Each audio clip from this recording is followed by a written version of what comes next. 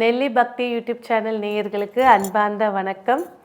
எல்லாருக்கும் போகி திருநாள் நல்வாழ்த்துக்கள். இந்த போகி அப்படின்னு எடுக்கும்போது பார்த்தீங்கன்னாக்கா 365 நாட்களில் தேவர்களுடைய பிரம்ம முகூர்த்த நேரம் சொல்லக்கூடிய மார்கழி மாதத்தினுடைய கடைசி நாள் அப்படிங்கிறது தான் போகி திருநாளாக நம்ம கொண்டாடக்கூடியது. அதை போகி அன்னைக்கு பார்த்திங்கன்னா எல்லாருமே பிரம்ம முகூர்த்தத்தில் ஏஞ்சிடுவாங்க. பழையதை கழித்தல் புதியதை புகுத்தல் அப்படின்னு சொல்லக்கூடியது போகியோட விஷயம். ஆனால் நிறைய வர்க்கத்தினர் நிறைய கிராமத்தில் இந்த நாள் அம்பாளை வீட்டுக்கு கூப்பிட்டுக்கிறதுன்னு சொல்லக்கூடிய ஒரு பூஜை முறைகளும் இருக்குது இதில் கண்டிப்பாக. அதே போல் வீட்டில் இருக்கக்கூடிய தீங்குங்க, கெட்டது, துராத்மா, நெகட்டிவ்னஸை எப்படி ரிமூவ் பண்ணணுன்றதையும் போகி திருநாள் அப்படிங்கிறது மிகவும் சக்தி வாய்ந்த ஒரு நாளுங்க. நிறைய தாந்திரிகம் பண்ணக்கூடியவங்க, மாந்திரிகம் செய்யக்கூடியவங்க, பூஜை புனஸ்காரம் செய்யக்கூடியவர்கள், தேவதையை வசியம் பண்ணி வழிபாடு செய்யக்கூடியவர்கள், உபாசனையை எடுத்துக்கிட்டவங்க எல்லாம் இந்த போகின்ற ஒரு நாளில் ரொம்ப வெயிட் பண்ணிகிட்ருப்பாங்க. அந்த மாதிரி கிரகணங்களுக்கெல்லாம் ஈக்குவலானது இந்த போகி திருநாளுங்க. இந்த போகி திருநாளை எப்படி கொண்டாடலாம்? எல்லாருக்கும் இதோட முறைகள் தெரிஞ்சிருக்கும். என்ன, பிரம்ம முகூர்த்தத்தில் எழுந்திருப்போம். எழுந்த உடனே வீட்டில் இருக்கக்கூடிய பழைய துணிகள், பாய்ங்க, பேப்பருங்க, பழைய விஷயங்கள், அதாவது வீட்டை இந்த மார்கழி மாதம் க்ளீன் பண்ணி எடுத்து வைக்கக்கூடிய பழைய பொருட்களை அன்றைக்கி எரிக்கிறதாக ஐதீகம். சரி, அந்த அக்னிக்கு அவ்வளோ பெரிய வரப்பிரசாதம் இருக்குங்க. என்ன அப்படி இருக்குது, அதுக்குள்ளே இருக்கக்கூடிய சீக்ரெட் என்ன அப்படின்னு பார்த்தீங்கன்னாக்கா, வீட்டில் இருக்கக்கூடிய பழையவை அதெல்லாம் எடுக்கும்போது கண்டிப்பாக அதில் பழைய துணி அப்படிங்கிறது ஒன்று இருக்கணும். அதே போல் அந்த போகிக்கு உண்டான ஒரு இடத்த சுத்தம் பண்ணி க்ளீன் பண்ணிவிட்டு எல்லாத்தையும் குவிச்சு வச்சுட்டு அந்த பிரம்ம முகூர்த்தம் சொல்லக்கூடிய 4:30 6 சூரிய உதயத்துக்கு முன்னாடிக்குள்ளே அதை எரிக்கிறது தான் அதோட முதல் பிரசக்தி. இந்த போகி அப்படிங்கிற ஒரு விஷயத்துக்கும் நரசிம்மர் அவதாரத்துக்கும் உள்ள ஒரு தொடர்பு அப்படின்னா என்னன்னு பார்த்தீங்கன்னாக்கா, அந்த பக்த பிரகலாதா அப்படின்னு சொல்லக்கூடிய நரசிம்மருடைய தீவிர பக்தர் அந்த குழந்தையை தன்னுடைய தந்தையான இரணியகசிபு அப்படிங்கிறவர் வதம் செய்யறதுக்காக, ஏன்னா என்னோட கொள்கைக்கு எதிர்ப்பாக இருக்கக்கூடிய பெருமாளை கும்பிட்றா, விஷ்ணுவை கும்பிட்றா அப்படின்னு சொல்லும்போது நிறைய முறையை நம்ம பார்த்துருக்கோம். படத்தில் கடலில் தூக்கி போடுவாங்க, எல்லாமே செய்வாங்க. ஆனால் இதில் அவருடைய தங்கையான போகி அவளை அழைச்சி, அவள் தான் நெருப்பு, எந்த நெருப்பு ஆனாலும் அவளை பொசுக்க முடியாதான், அவ்வளோ சக்தி வாய்ந்தவள். இதை தான் வடநாட்டில் ஹோலி பண்டிகையாக கொண்டாடுறாங்க. நம்ம போகியில் இவளுடைய சீக்ரெட் இருக்குது. அப்போது அவள் என்ன செய்கிறா, நான் பார்த்துக்கிறேன் அண்ணான்னு சொல்லிட்டு குடுவைகள் எல்லாம் வைக்கப்பட்டு அடிக்கப்பட்டதில் அந்த குழந்தைய தூக்கிட்டு உள்ளே போய் உட்காரும்போது அவள் பொசுங்கி போயிடுறா. இந்த பக்த பிரகலாதர் உயிரோட நரசிம்மருடைய ஆசிர்வாதத்தோடு வெளியில் வராங்க. அப்போது எப்பேற்பட்ட தீய எண்ணங்களை தீர்க்கக்கூடிய நாள் தான் போகின்னு சொல்லக்கூடிய ஒரு பண்டிகை. அதனால தான் அதில் கண்டிப்பாக பழைய துணி அப்படிங்கிறது ஒன்று இருக்கணும். மிச்சப்படி இருக்கக்கூடிய பேப்பர்ஸ், அட்டைகள், இதெல்லாம் அந்த நெருப்பு எல்லாருமே கிருஷ்ணாயில் டயரெல்லாம் எரிக்கிறாங்க. அதெல்லாம் ராகுடைய ஆதிக்கங்கள். எந்த வீட்டில் இந்த டயரு தேவையில்லாத பொருட்களை எரிக்கிறாங்களோ அந்த வீட்டில் நோய் நொடிகள் வருவதற்கான அறிகுறியாக அதை சுட்டி காட்டும்.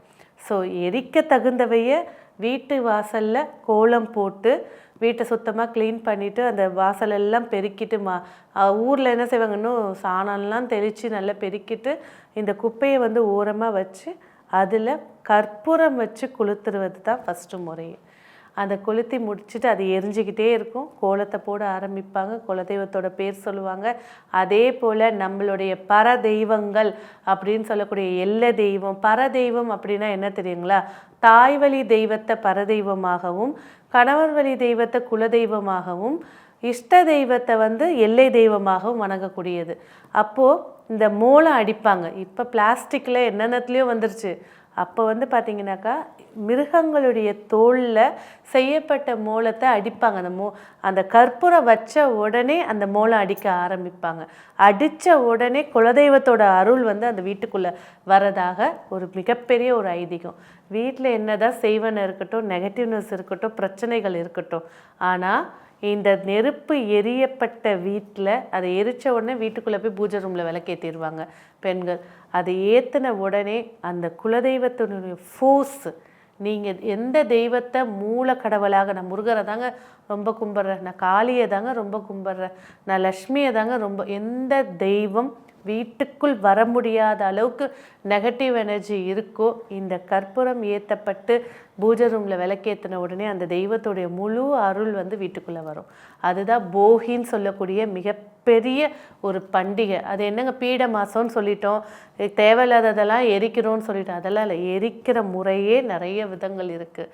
ஸோ அதே போல் குழந்தைங்க சரியாக படிக்கலை, ரொம்ப கேர்லெஸ்ஸாக இருக்காங்க, படிப்பில் இன்ட்ரெஸ்ட் இல்லை அப்படின்னு சொல்லும்போது பார்த்திங்கனாக்கா, அந்த நெருப்பு எரியும் போது அதில் 4 அரசங்குச்சியை போடுவாங்க. இதெல்லாம் தாந்திரிகத்தில் வரவங்க வீட்டில் பெண்களுக்கு ஓவராக உடம்பு திருஷ்டி அதிகமாக இருக்குது அப்படின்னு சொல்லும்போது அதில் கல்லுப்பை வந்து அதில் போட்டு எரிப்பாங்க. அதெல்லாமே நீக்கி கொடுக்கறது. இதெல்லாம் வந்து ஆதி காலத்தில் வைத்திய முறையாகவும் இருந்தது தான் இது. சரி, இது ஒரு வர்க்கம். இன்னொரு வர்க்கத்தில் வந்து பார்த்திங்கனாக்கா, இந்த போகி அன்னைக்கு ரொம்ப சுத்தபத்தமாக வீட்டெல்லாம் க்ளீன் பண்ணிடுவாங்க, காலையில் எரிச்சிடுவாங்க. மதியானத்துக்கு மேலே அந்த உச்சி வேலை பூஜை அப்போது அந்த வீட்டுடைய வாசல், கிராம பகுதியில் சொல்கிறேன், சாணத்தினால் ஒரு குடுவை வச்சு அதுக்குள்ளே பிள்ளையாரை பிடிச்சி வைப்பாங்க. அதுக்கப்புறம் அம்பாளுடைய ஃபோட்டோ இருந்தால் வைப்பாங்க, இல்லை குலதெய்வம்னு சொல்லிட்டு ஒரு அகல் தீபம் போட்டு நல்ல இலையை போட்டு நல்ல பச்சரிசியில் நல்ல கொலைய பால் பொங்கல் செஞ்சு சாப்பாடு சாம்பார் என்னென்ன வகைகள் இருக்கோ படையலை போட்டு வழிபாடு செய்கிறது. அம்பாளை வீட்டுக்கு அழைத்தல். இது ஒரு வர்க்கத்தினர் வந்து இந்த போகி அன்னைக்கு மதியானம் கும்பிடுவாங்க.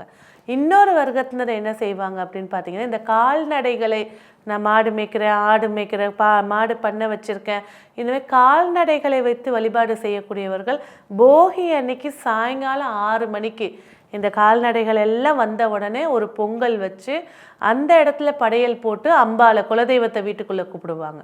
அதாவது இந்த போகின்னு சொல்லக்கூடிய ஒரு திருநாளில் தீய சக்திகள் அழிகிறதும் இல்லாமல் நாம் வணங்கக்கூடிய தெய்வங்கள் நம்மளுக்கு அருள் புரியறதுக்கு இருக்கக்கூடிய தடை விலகிறதும், குலதெய்வத்தை வீட்டுக்கு அழைக்கிறதுக்கான பூஜை முறைகள் தான் இந்த போகின்னு சொல்லக்கூடிய தேவர்களுடைய பிரம்ம முகூர்த்த நேரத்தில் இருக்கக்கூடிய கடைசி நொடி. அதுதான் அந்த கடைசி நாள் அப்போ வழிபாடு செய்கிறது.